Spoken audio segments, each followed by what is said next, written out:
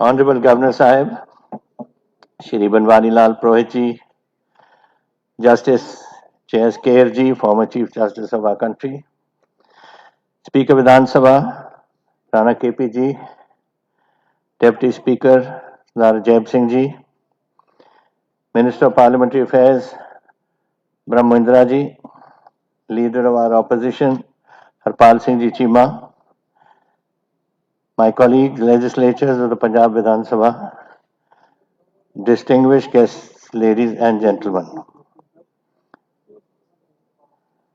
As always, sir, as you mentioned, Governor Sahib, it is very difficult to follow a brilliant speaker. And for me, I have to follow two speakers. And one, I think the exposition which I heard today by Justice Kair was absolutely brilliant.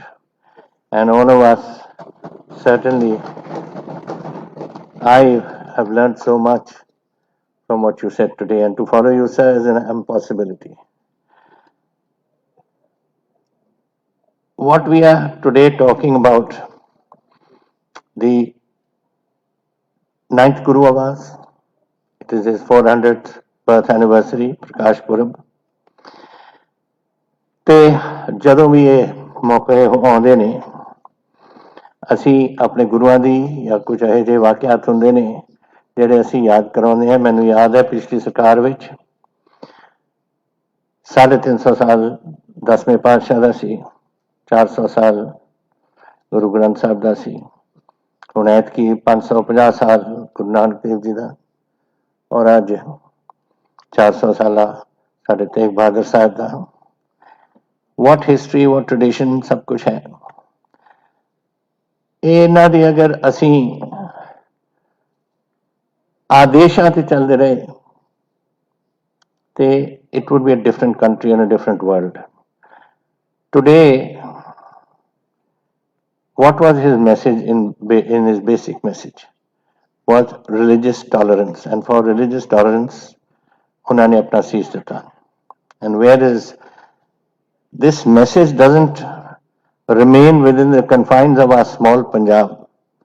It goes to the entire nation and across the oceans to the other countries of this globe to understand a message which was given 400 years ago. Are they today following it, or what is happening in the world? Look north of us. The Chinese are destroying the Uyghur nation because they are Islamic and they want to maintain their independence. Next to them is Afghanistan. You have an emerging power which doesn't accept religious tolerance in any form. Go across to Africa and you see countries there, or the Middle East, you see countries there, where today all this message of love and understanding and tolerance doesn't exist. And here, our ninth Guru, Shri Guru Tegh Bahadur Sahib ne ਇਹ ਆਦੇਸ਼ ਸਾਨੂੰ ਦਿੱਤਾ ਸੀ ਅੱਜ ਤੋਂ ਸੈਂਕੜੇ ਸਾਲ ਪਹਿਲਾਂ।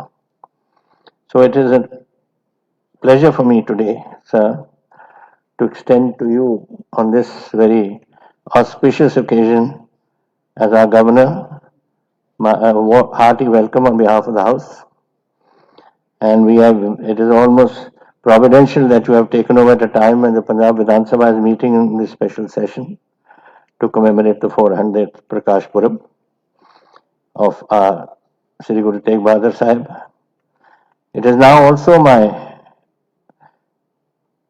duty to welcome Justice J.S. Kair, which I have already mentioned about, Chief Justice of India, and we are all going to relive and in our own minds the brilliant speech that he gave this morning. Thank you for coming, sir, and thank you for giving this keynote address and sharing your thoughts with us, which has gone beyond many people, including myself, what you have put to us today. Sir, while the facts about the life and message of Shri Guru Tegh Bahadur Sahib are generally known to most of us, let me take the liberty to share a few relevant details. Born in 1621, he was the youngest son of Shri Hargobind Sahib, our sixth Guru. He was not an heir to his father, for the Guruship went to his nephew Shri Guru Har Rai. He succeeded the eighth Guru, Shri Guru Harkrishna Sahib, after spent many years in a small settlement of Bakara near Amritsar, where he was finally located by Makhan Shah Ji. I would especially like to highlight two aspects about Guru Tegh Bahadur Sahib's life. After the compilation of the Adi Granth, many poems and shloks penned by him were incorporated into our Guru Granth Sahib by his son Shri Guru Dasmi Pacha Gobind Singh Ji. The second aspect, which is sometimes less elaborated in popular discourse, is that of the first Guru. The ninth Guru was also a great traveler. He traveled across the breadth of the country, traversing Punjab, Delhi, Uttar Pradesh, Bihar, Bengal, Odisha, Assam, and modern Bangladesh. His son, Gobind Rai, later the 10th Guru, was born in Patna in December 1666. During his eastward travels, I am sure that his tours helped him experience the diversity of India and helped buttress his inclusive and pluralistic outlook, and gave him the idea that it was a diverse India, but an India which is Indian. Even today, look at our country.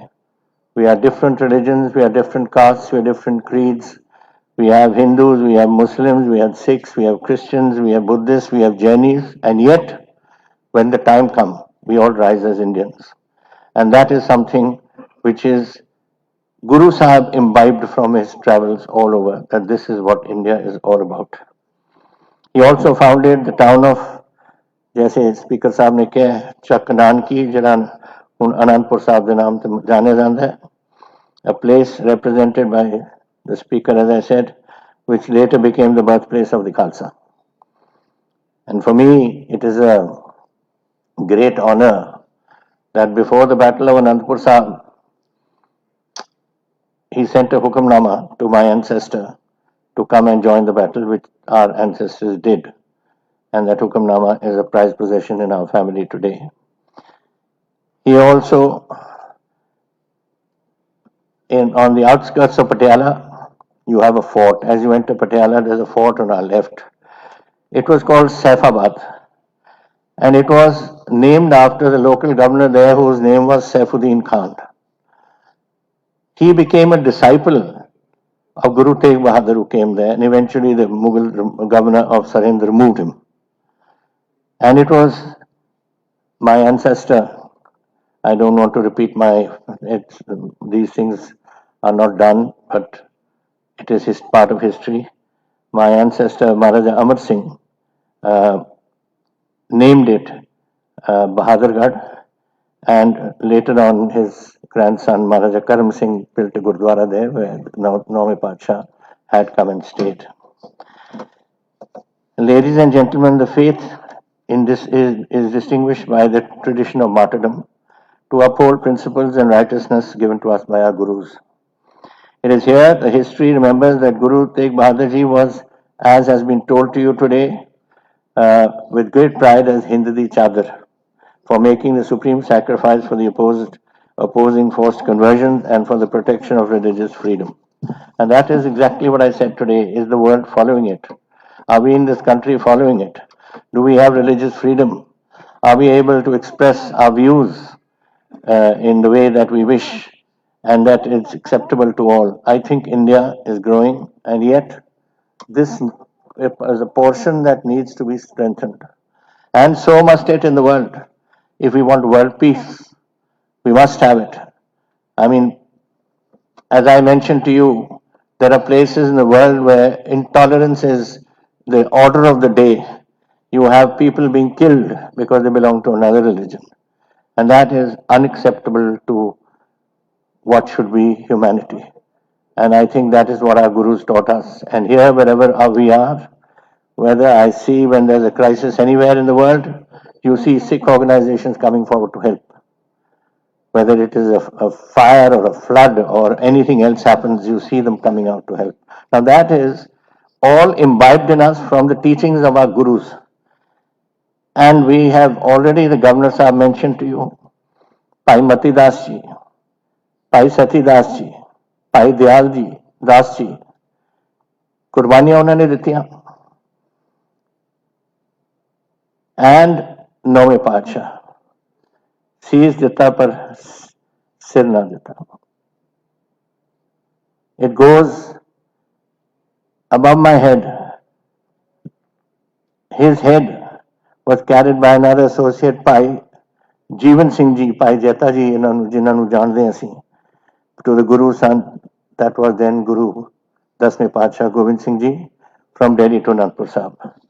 On this occasion, let us pay special tribute to the remarkable bravery and courage of Pai Jeta Ji also.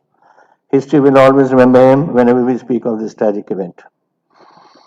The relevance, Shri Guru Tegh Bahadur Sahib's life as an embodiment of sacrifice and standing for one's principles, giving his life but not changing his religion. And he wrote that in advance and he sent it to the Mughal emperor, as we were told. He is his supreme sacrifice to uphold the cause of Kashmiri Pandits who feared religious persecution in the Mughal Empire, a unique example in Indian history, for he was unwavering in his percept and faith. His sacrifice was important 3.5 years ago, and it is as relevant today as I've already mentioned. India has its unique cultural tradition, and when we call Indianness, this is the idea of India. Our ancient Indian philosophy tells us, texts have espoused the idea of Vasudeva Kutambakam. The world is one family. Similarly, in the Sikh faith, we have the concept of Sarbatapala, welfare of the entire humanity. It was to uphold the right of people of this land to peacefully follow the faith of their choice that Guru Sahib gave his Shahadat. And by doing so, he set a unique example in history of sacrificing his life, which was taken in a most gruesome and torturous manner. India continues to be a pluralistic country which has the unique distinction of being home to almost every faith in the world. This is what gives India its richness and cultural diversity. The slogan that we often hear and talk about, unity in diversity, is not a hollow or empty slogan. It carries a deep meaning which must be understood and internalized by all of us. We can pay our greatest tribute to Shri Guru Tegh Bahadur Sahib if we all imbibe his universal message of love and religious tolerance and freedom. Ladies and gentlemen, and my colleagues, the life and message of Guru Tegh Bahadur Ji lies at the heart of what we have come to be regarded as Punjabiyat. It comprises our Sanji Tehzeeb, our Ma Boli Punjabi, our close ties of amity and fraternity cutting across people, faiths, castes, and communities. The essence of the Punjabiyat needs to be understood, appreciated, and nurtured carefully. The spirit of Punjabiyat has been taken by our people to all corners of the globe, where they have made a special place for themselves through dint of hard work, enterprise, and sacrifice. Speaker Sahib, this Punjabiyat often is tested by forces that represent a narrow and short-sighted perspective as against the broad, all-embracing vision given to us by our gurus. It is our bounden duty as representatives of the people to guard against such inimical forces very consciously and not to allow our competing political interests to ever undermine the strong foundations of this Punjabi. Politics has its place, but Punjabiyat has its own place. The 400th Prakash Purab of the ninth Guru should help us renew our pledge and to show the people the right path as their rightful leaders and representatives. I trust through this August House we can once again reiterate this message of universal peace and brotherhood on this historic occasion. We have planned to celebrate this occasion very gloriously as we have done in the past. Unfortunately, this surge of COVID cases made us restricted. I hope things will cool down on that front and that we will be able to do various things which we are planning. I can tell you we are going to have the functions of at Shri Anandpur Sahib and Baba Bakala, the exhibition of the life and teachings of Shri Guru Tegh Bahadur Sahib, exhibition of handicrafts, Punjabi Literary Festival, drama Hind Di Chadar, sports events, multimedia light and sound shows, Sufi music festivals. And I'm hopeful that with the blessings of the Vaheguru, that we will be able to fulfill most of these events even though COVID continues to cast its shadow, and there's a strong possibility of the cases increasing again this October. God willing, it now doesn't happen, but the way things are going, one never knows. But nevertheless, we will continue to celebrate this occasion as best as we can within the framework of the rules that will exist at that moment. Infrastructure projects for major towns associated with Guru Sahib are already underway. We have upgraded the historic place of Baba Bakala from a Gram Panchayat into a municipal town. Special plans are afoot to improve the infrastructure of Anandpur Sahib.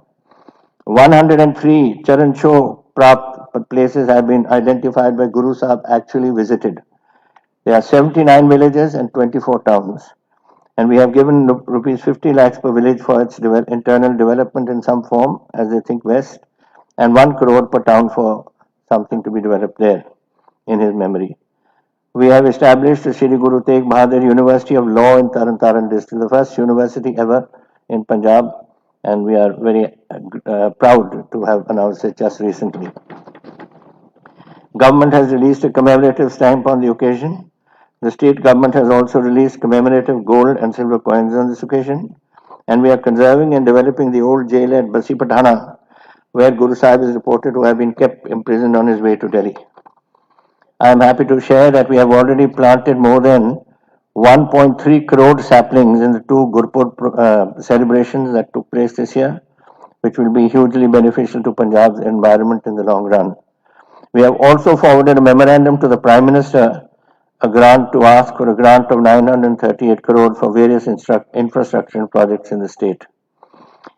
As I conclude, sir, let me say how humbled I feel as being part of this august house and our collective effort in paying tribute to our great Guru. The presence of Justice K. amidst us and the message sent by His Holiness the Dalai Lama, who could not join us today but has sent his blessings, add to the stature of today's session. I am happy that the Government of India has also decided to observe this historic occasion in a befitting manner.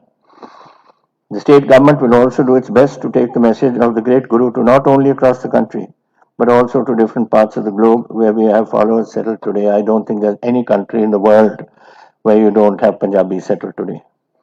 The message of Guru Sahib is universal and deserves to be disseminated to the humanity at large.